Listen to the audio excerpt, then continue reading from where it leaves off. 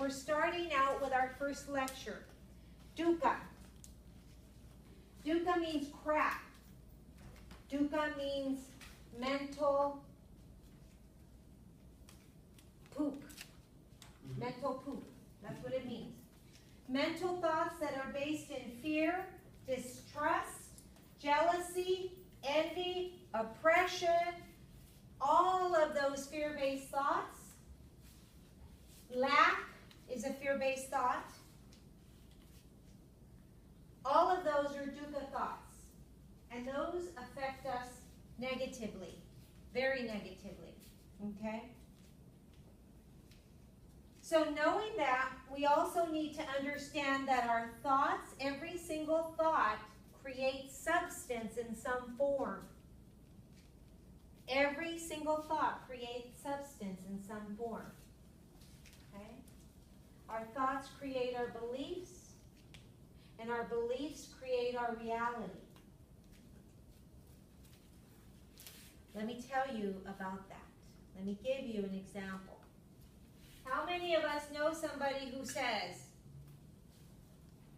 oh no, every time I step on this floor without any socks on, boom, I get sick. My throat starts to hurt, and I get a cold, and I always get sick. And then what happens? They step on the floor, they get their feet get cold, and boom, the next day it says, see, I told you. Didn't I tell you?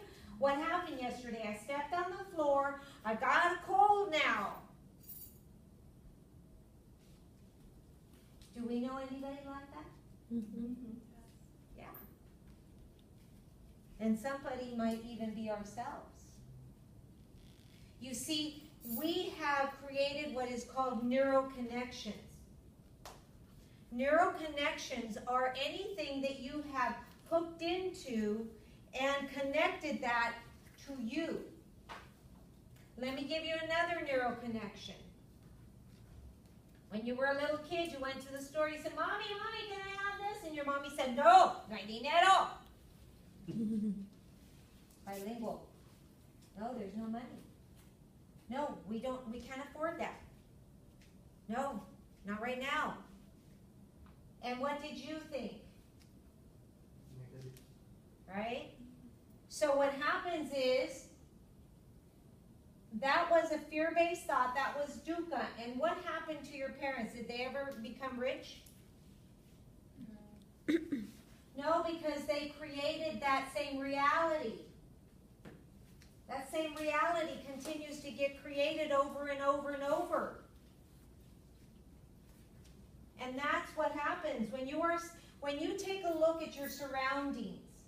And a lot of people will fight me on this. But when you take a look at your surroundings, every person, every place, every circumstance, every event that is happening to you and has happened to you up until now is a summation, a sum total of every single thought you have had until now. And some of those thoughts you don't even know you're having. How many thoughts a day do you think that the human mind holds and houses? Guess. Anybody want to guess? Millions. 1,000. Millions. Millions. Hundreds of thousands.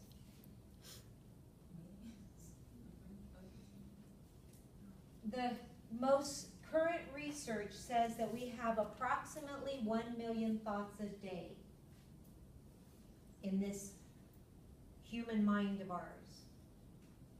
Let me ask you, how many of those are you aware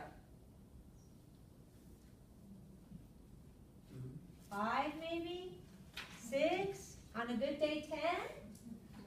Right? So we don't even realize what's happening to us. And then we verbalize that thought, and it sounds like this. Oh, no, I can't do math. Oh, no, math and I never get along. I'm always poor in math.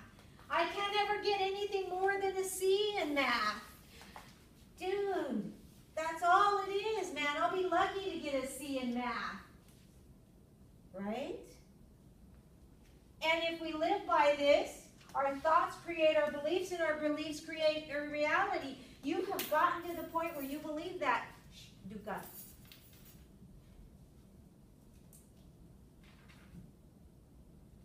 Right? So you have to be really aware that you're not verbalizing those thoughts.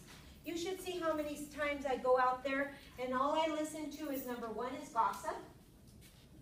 Because the majority of the students around here gossip. Number two, if they don't gossip about somebody else, they're putting themselves down. I can't do that. My God, I tried to do that and I couldn't do it. My God, I always mess up. My God, I didn't even hear that. It was so stupid. How could I miss that? Right? And you create this belief that's so untrue. But you believe it. You believe it. And you don't even realize you believe it. You have no idea. Let me give you a story. I love stories.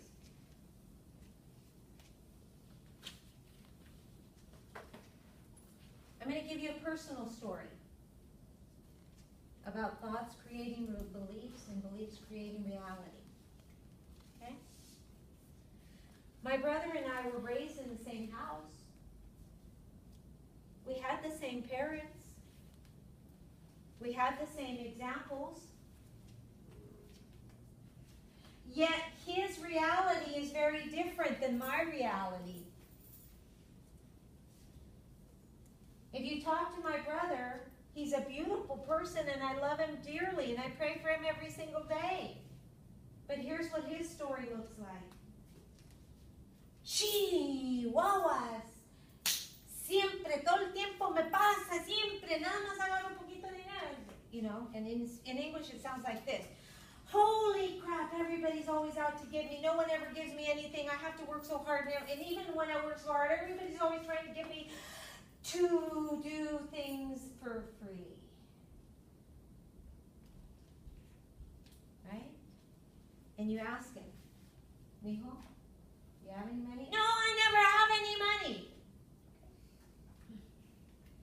So his thoughts create his beliefs, and his beliefs create his reality, plus he verbalizes it. The more you verbalize it, before you verbalize something, you feel it, and that feeling is that fishing rod that pulls in that fish. That emotion attached to that pulls it in faster. My reality is very different. Very different. How lucky am I to just have stepped off the stage, sharing the stage with Tony Robbins, Dr. Oz, speaking in front of 10,000 people. My reality is very different. You go to his house, you'll see one thing. You go to my house, you'll see another thing. But yet we were both raised and bred from the same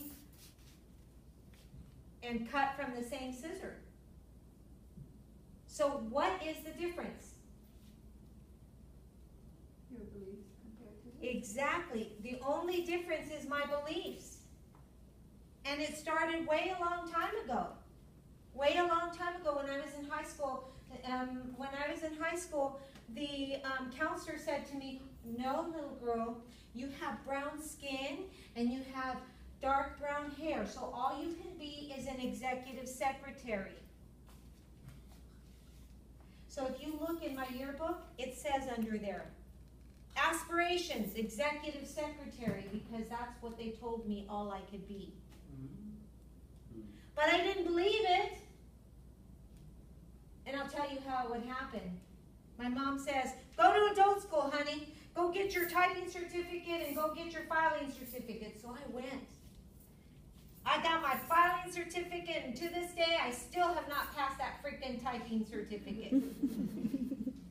It was 2 months later that I figured I better figure something else out because I'm going to suck as a secretary, right?